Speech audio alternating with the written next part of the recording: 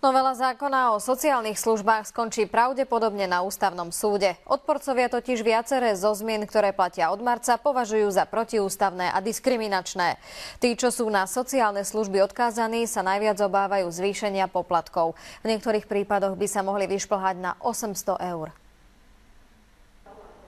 Prísnejšie posudzovanie odkázanosti a najmä 50% spoluúčasť klientov na pobyt v sociálnych domovoch oberá mnohých o spánok. Ľudia sú z toho nešťastní, opravdu. Sú z toho nešťastní, nevedia, čo ich čaká v budúcnosti. Ja neviem, kto by to za mňa platil. Zákon hovorí o ochrannom limite, to však znamená, že takýmto ľuďom by zostalo 38 eur na mesiac. To sú snad na rožky a na mlieko.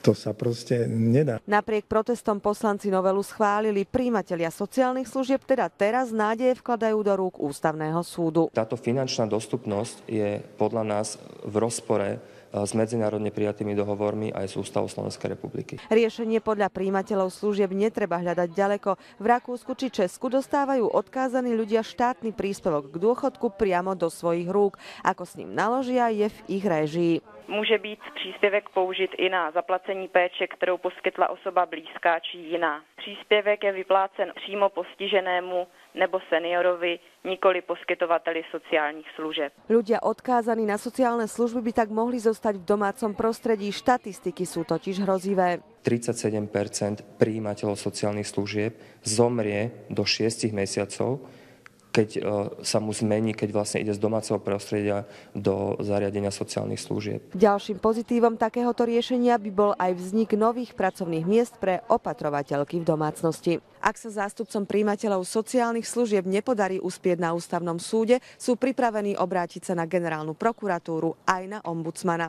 Barbara Štefanovičová, Teatry.